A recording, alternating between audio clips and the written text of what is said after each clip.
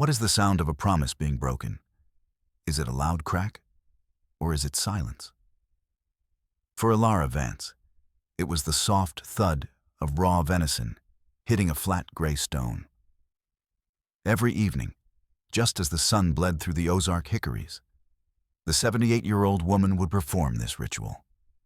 She would step onto her porch, place the offering on the stone at the edge of the woods, and retreat inside without a backward glance. The promise was simple: food for presents, sustenance for a ghost. Before we continue, let us know from which city you are. We are interested to know from where our videos are watched. Don't forget to subscribe to the channel and leave your rating. This gives us motivation to make new and interesting videos. So, let's get started. Moments later, the ghost would appear. Not a spirit, but something just as wild. A female bobcat, lean and silent, would emerge from the tree line. A tear in her left ear spoke of a hard life.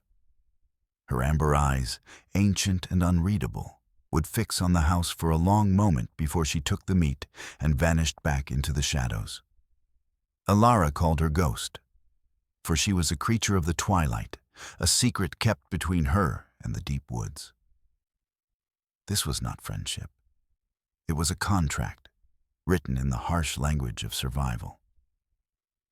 The old rotary phone on her wall screamed into the quiet of her kitchen. Ilara picked it up, her weathered hand steady. The voice on the other end was too clean for these woods, too full of city concrete. It was her son, David. The weekly call, the weekly battle. "Mom, I looked at that place again.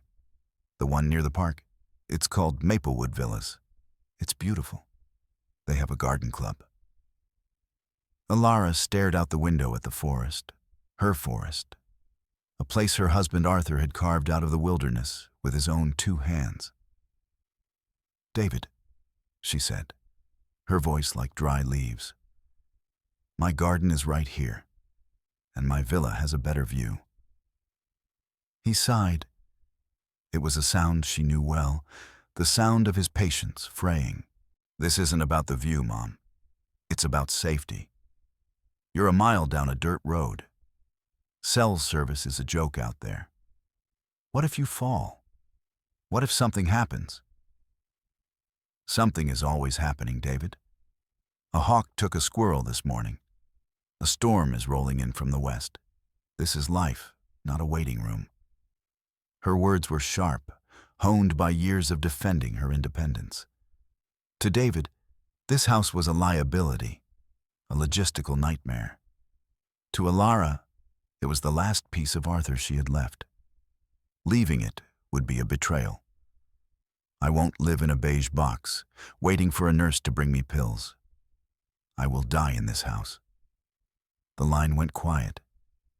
David knew he had lost again. He said his goodbyes, his voice tight with a love that felt like a cage. Ilara hung up the phone, the silence of the house rushing back in, heavier than before. A mile down that same dirt road, Mark Miller was cleaning his hunting rifle on his porch.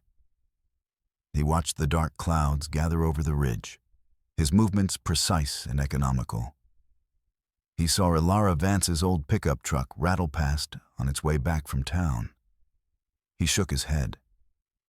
"She's tempting fate," he muttered to his wife, Sarah, who was hanging laundry. "Feeding that catamount. It's not natural.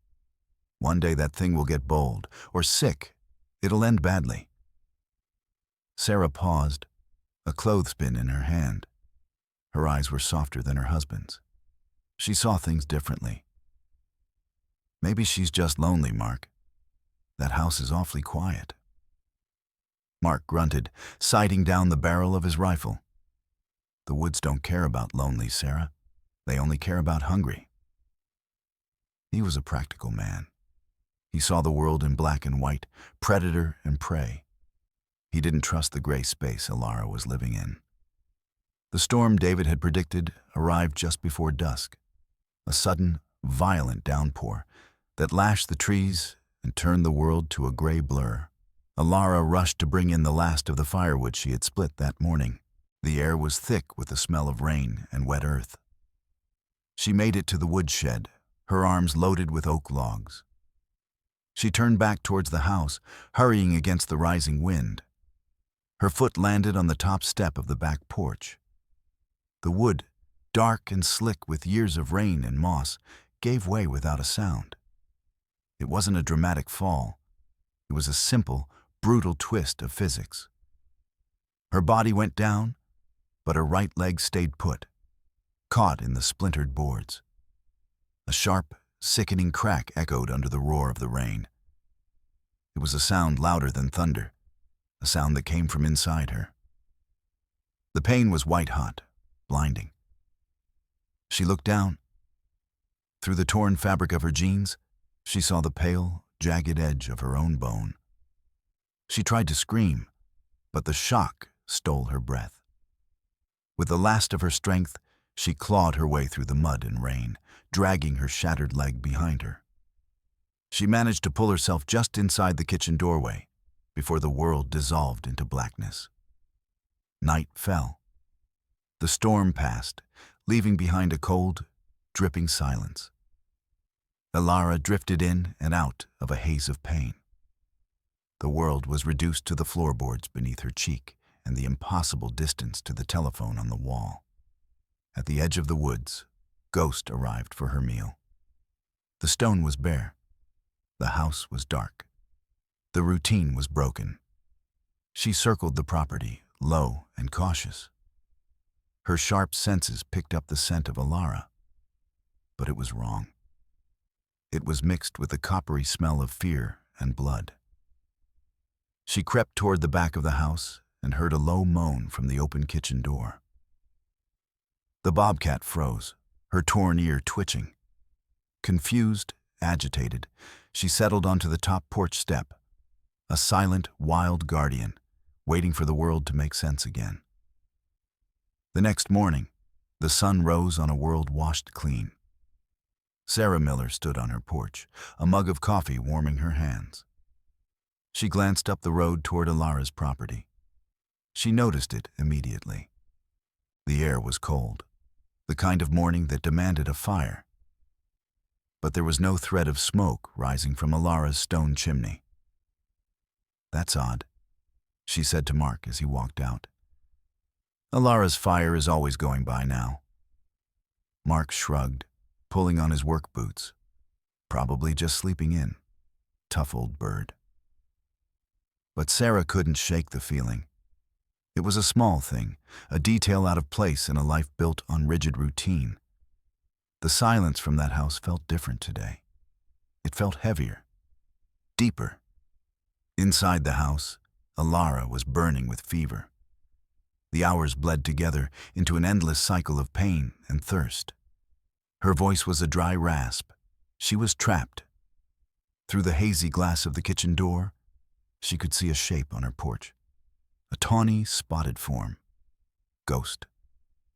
The bobcat hadn't left, and she was making a sound. It wasn't a growl or a hiss. It was a low, chirping call, a sound of confusion, repeated over and over. Alara thought she was hallucinating.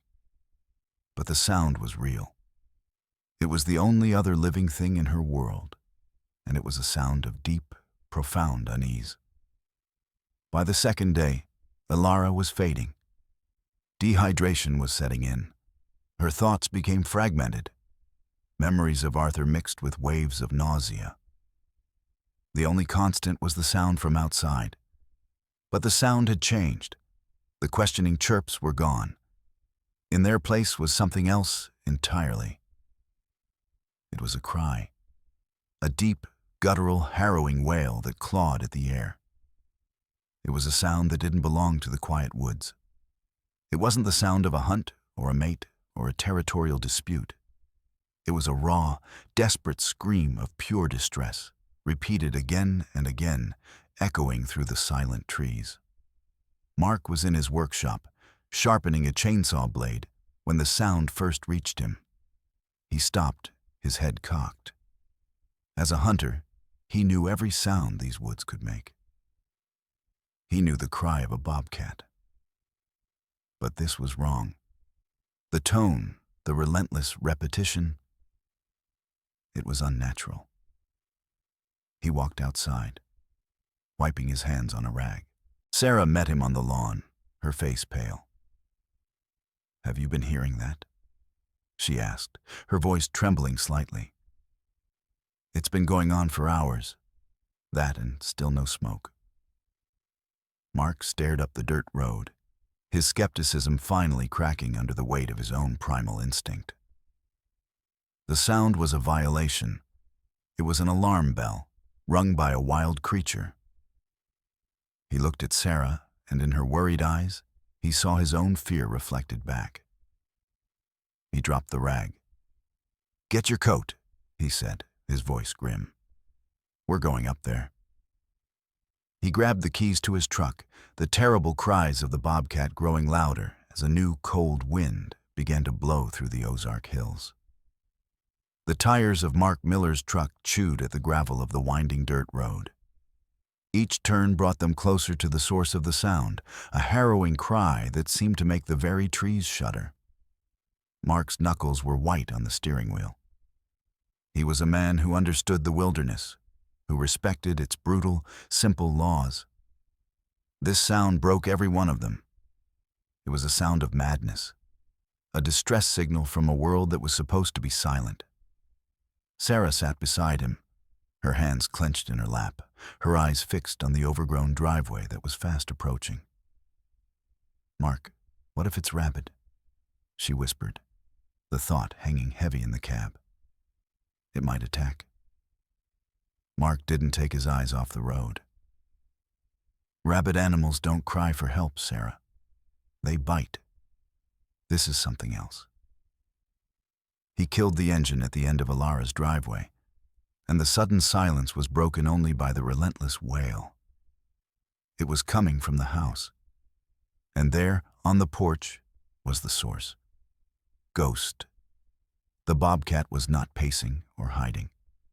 She stood planted on the top step, her lean body tense, her head thrown back. The cry that ripped from her throat was aimed at the sky, at the woods, at them.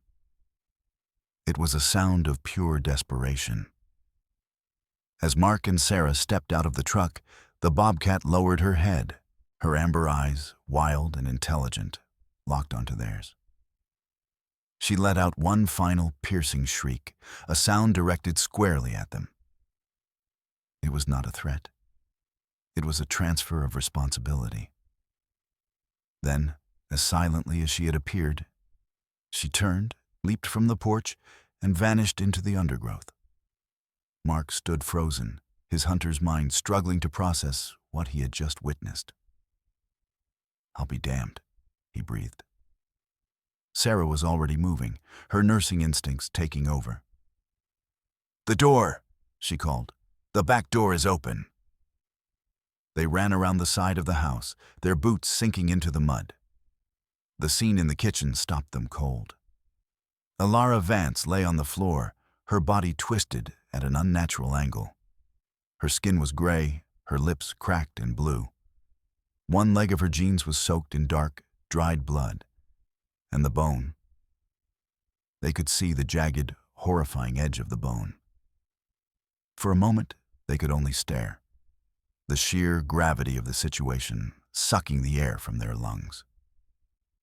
Then Mark's pragmatism kicked in. "Sarah, check her pulse. I'll get the phone." He stepped carefully over Alara, his eyes scanning the room. He saw the old rotary phone on the wall and snatched it up, a wave of relief washing over him as he heard the dial tone. He relayed the situation to the 911 dispatcher in a calm, steady voice, a voice that betrayed none of the shock he felt. He gave them precise directions, emphasizing the isolation, the state of the road. "It's going to take them a while," he said, hanging up the phone. "Maybe 40 minutes if they're lucky." Sarah had found a pulse, faint and thready. She had also found some old blankets in a chest and was gently covering Alara. "She's burning up," Sarah said, her voice strained. The leg. Mark, it looks bad. We can't move her. They could only wait. The silence in the house was now more terrifying than the bobcat's cries had been. It was the sound of a life hanging by a thread. As they knelt there, waiting for the distant sound of a siren, Alara's eyes fluttered open. They were cloudy with fever, unfocused. She looked past them, towards the open door. Her lips moved, forming a word with a dry, rasping breath. "Cat," she whispered. Her eyes found Sarah's, a flicker of urgent light in the depths of her delirium. "Tell them." "The cat." Then her eyes rolled back, and she was gone again. The paramedics were professionals, their movements swift and efficient in the cramped kitchen. They stabilized Alara, started an IV, and carefully splinted the mangled leg. The extraction was difficult, navigating the narrow doorway and the muddy path to the ambulance. As they loaded her in, Mark caught the eye of the lead paramedic. "You find a bobcat around here, you leave it be," Mark said, the words feeling clumsy and inadequate. The paramedic just nodded, his mind on the patient, and closed the doors.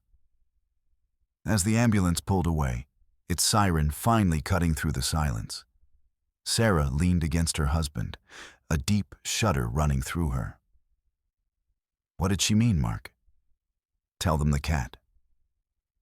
Mark looked toward the woods, where Ghost had disappeared. The forest was silent again, the natural order restored. "I don't know," he said.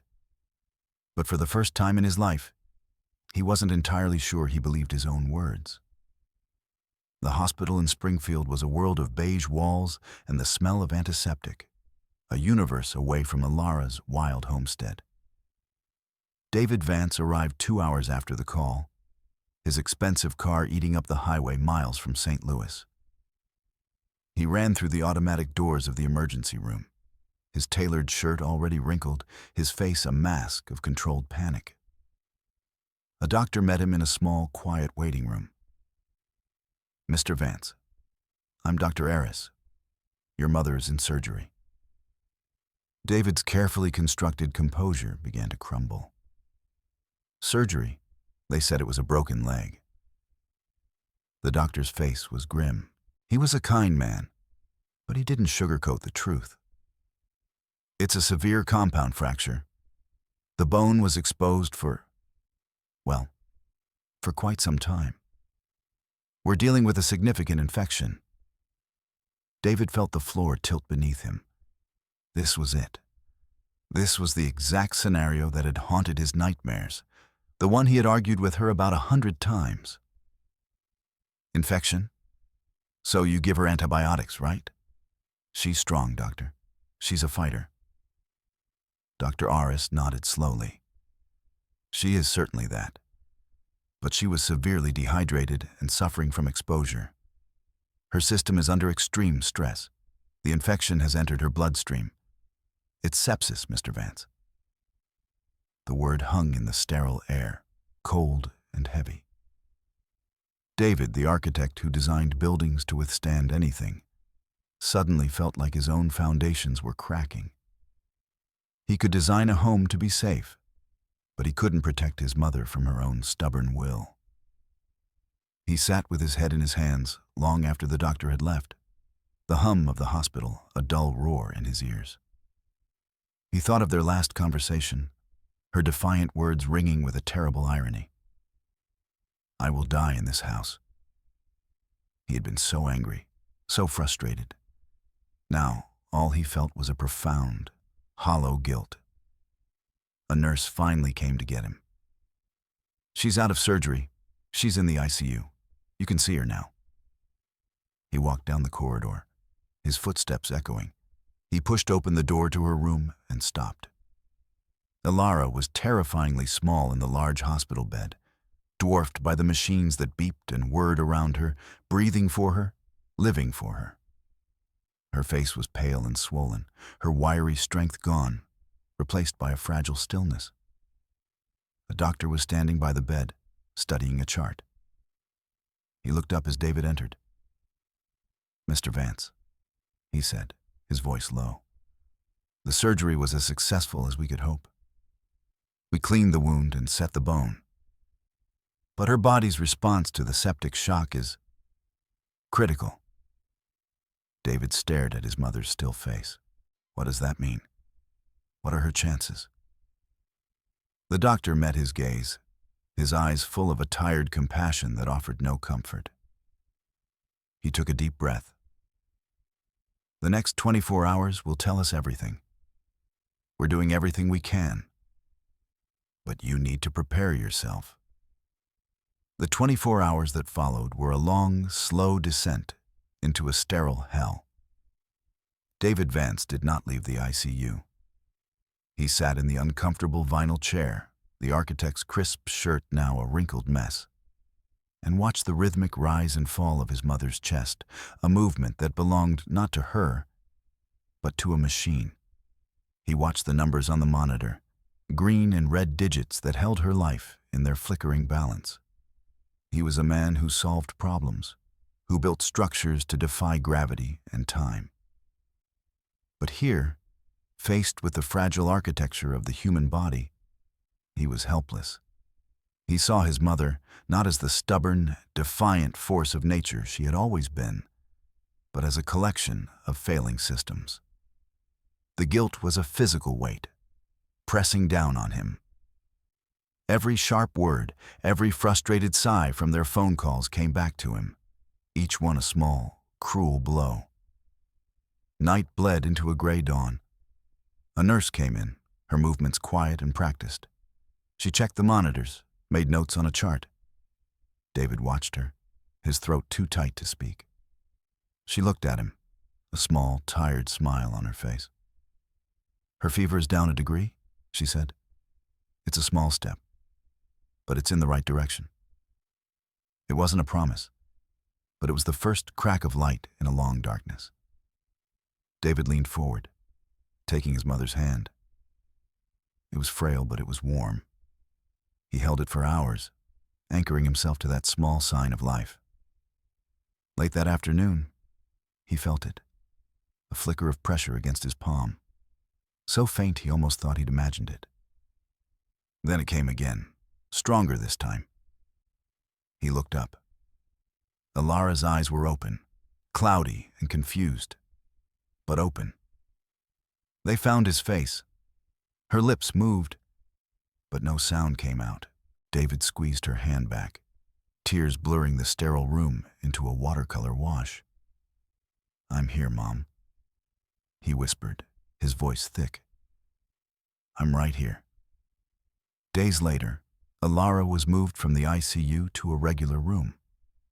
The machines were gone, save for the IV stand dripping antibiotics into her arm. The formidable strength was returning to her pale blue eyes. David sat by her bed, the tense anger between them replaced by a quiet, fragile truce. He had already apologized, the words tumbling out of him in a rush of guilt and relief. Now she was ready to talk. "I was on the floor for 2 days, David," she began, her voice still raspy but firm. "I knew the leg was bad. The phone was... it might as well have been on the moon." He listened, not interrupting, not offering solutions. He just listened. The silence out there, it gets so deep. You think you're used to it. But that was different. It was the silence of a tomb. She paused, taking a sip of water. But it wasn't completely silent. There was a sound. The cat. David frowned slightly, remembering the garbled story from the neighbors. "The Bobcat? The one the neighbors mentioned?" Alara nodded. "Ghost. She came for her meal, but I wasn't there. She never left the porch. At first, it was just little noises. But the second day..." Alara's eyes looked distant, seeing the memory. She started to scream. It wasn't a cat sound, David. It was something else. A cry. Over and over. For hours.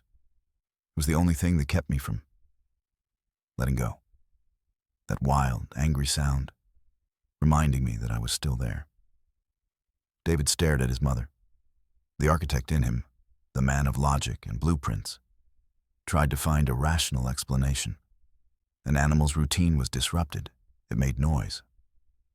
But the story the Millers told, the scene they had described, and the raw conviction in his mother's voice painted a different picture.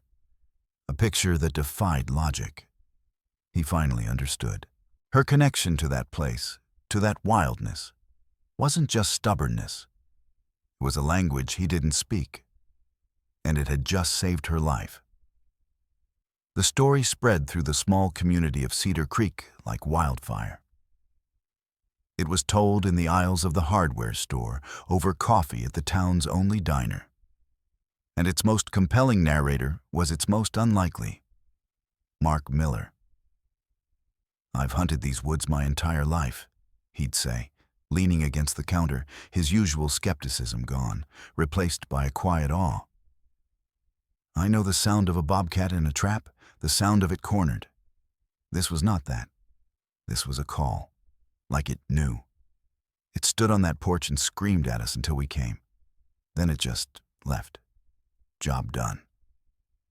The tale grew, transforming Alara Vance from the eccentric old woman on the hill into a local legend, a woman who had made a pact with the Ozark wilderness itself. One afternoon, David came to Alara's hospital room, not with flowers, but with a brochure. He didn't mention Maplewood Villas. He sat down and opened it on her blanket. It showed a small rustic cottage. "It's just outside Cedar Creek," he said softly, watching her face.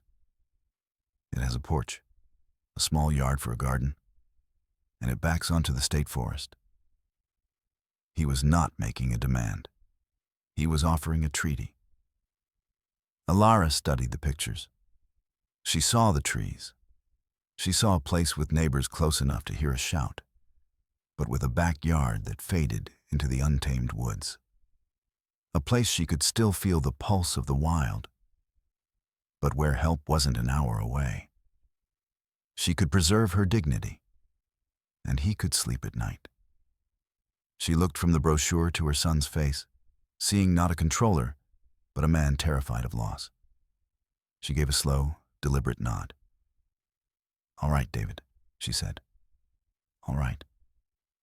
Months passed.